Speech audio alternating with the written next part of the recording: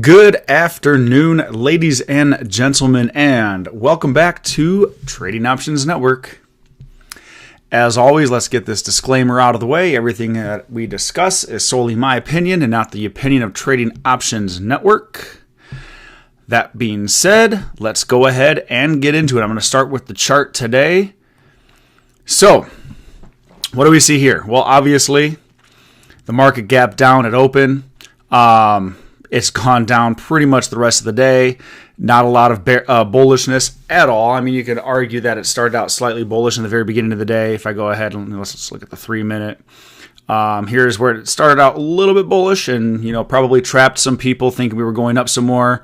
And then it just inflicted pain on those bulls in the beginning from that bull trap. And has just been running down all day.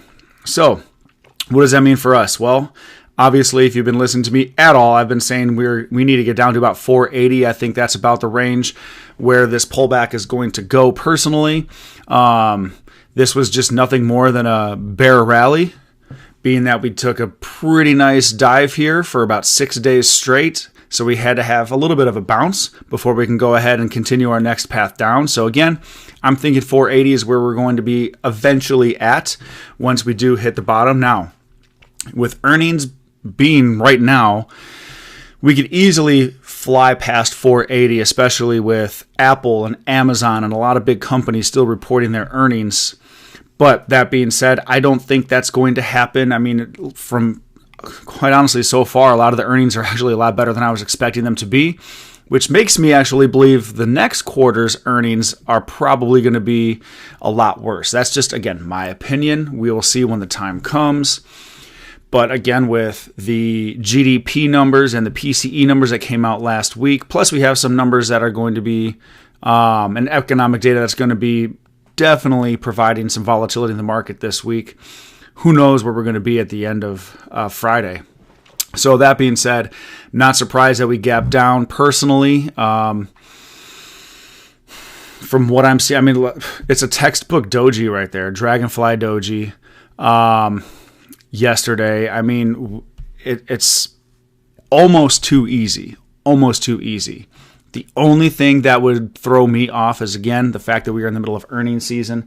But that being said, we didn't really have anything too crazy this morning. If we go ahead and look at some of our earnings today, let's see, here's Tuesday. So we had Eli Lilly. Eli Lilly did actually bounce quite a bit up, but has since retracted. Now, it's still up like 5% here. Let's go ahead and pull that up really quick. All right, so as you can see, you definitely gapped up on the earnings today and then continued to move up quite a bit. Almost hit that 800. I think it was about 795, I think was its high. Let's see, high 795.50. So, yeah.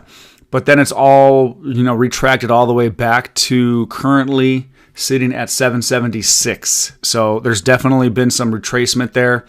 Do I think it's going to come back down and fill that gap by the end of the week? No, not necessarily. I mean, it could, but I don't see that happening. So let's go back to S&P. Let's see what else. We had Coke. I haven't actually checked to see what. Let's check that together right now. All right. So, okay. Looks like it gapped up ever so slightly in the morning and went up quite a bit. In fact, it looks like it may have set for sure at least recent highs, if not even all-time highs. Well, it looks like recent highs. Let's go back a little bit more. Yeah, so it wasn't all-time highs, but definitely recent highs, but also has since retracted. Oops. So, again, I mean, I don't know what Coke's numbers were. I didn't listen to their call, but it did go up and then has since retracted. So that's just more bearishness for the market. What else do we have? We had McDonald's. I believe they actually gapped down. I can't remember, though, off the top of my head. Oh, well, they certainly gapped down.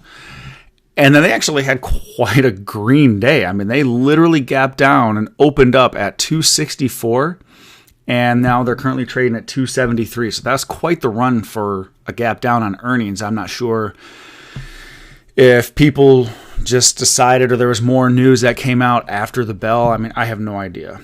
Maybe people saw this as a great buying opportunity. Who knows? Again, I'm not really concerned. I don't have any positions in McDonald's right now. So I, being the technical trader, all I want to see is the technicals. And to me, if I go ahead and shrink this, this is still a bearish chart. I mean, I know that's quite a bull candle today. It's still overall a bearish chart. So we'll just have to see. If you do want to play something in McDonald's over the next few days, we'll just have to see what the next few days brings us. I mean, if it continues to run up and passes the 50-day moving average, then yes, 100% I would agree that it can go bullish real quick. Now, if it rolls over and starts going back to these lows, then that's a very, very bearish sign, especially after such a nice green day, in which case I might actually put this one on my bear watch list to see if it does roll over, because if it breaks this, then we're going all the way down to potentially below 250. So we'll see what happens with the McDonald's. That being said, VIX is rising, which I'm not surprised. It did gap, and I shouldn't say gap. It did go down and touch below the 50-day moving average yesterday, which would obviously signify that it was going more bearish, which would typically be good for the market.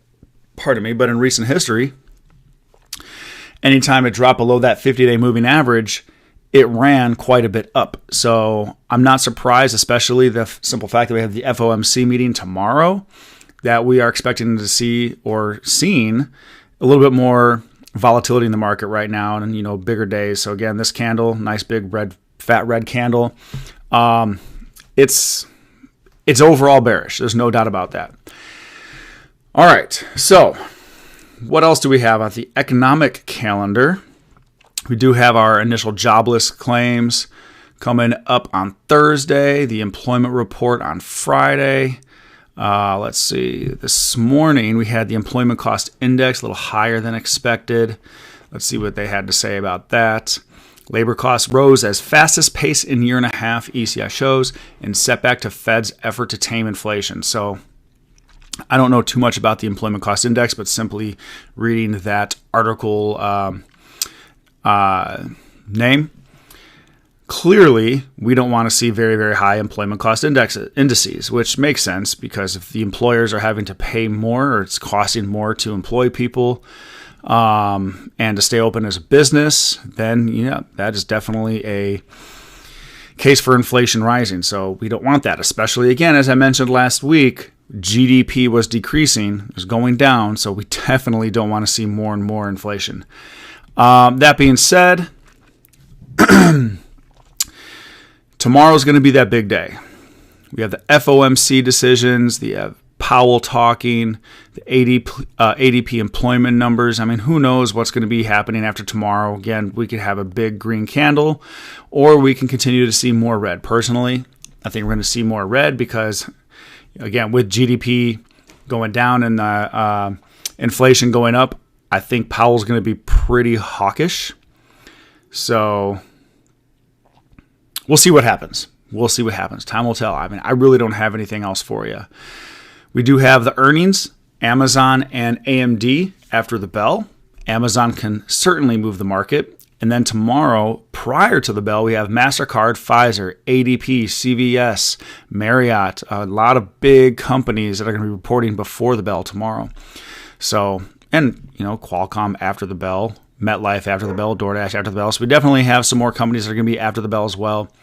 Thursday, we have Apple, Conoco, Cigna, some bigger companies. Obviously, a lot of these companies are very big, but none bigger than Apple for Thursday. Thursday. Friday, Berkshire, Hershey, some other big companies. But again, with Amazon, AMD, Apple, MasterCard, Pfizer, ADP, a lot of these companies, if it's all one-sided, you can absolutely expect the market to side with those earnings. So if they're all bullish, they're all good, we should expect to see bullishness in the market this week. Now, if they're all bad, obviously we'll see some bearishness in the market this week. If it's kind of a mixture, it's going to be playing a little bit of tug of war. Personally, I think the bears will win that tug of war if it is more balanced in terms of the earnings. But again, time will tell. This is why I don't really play a lot during earnings season, because it can definitely move the market quite a bit. As a swing trader, I'm trying to trade during periods of slightly less volatility. Obviously, I want some volatility because I do want the market to move, but I don't want to be in a market where one day it could be highly green and the next day it can be highly red, because all I'm going to do is get theta crushed. So that being said, I don't have anything else for you. Hope you guys learned some stuff, and I'll talk to you guys tomorrow.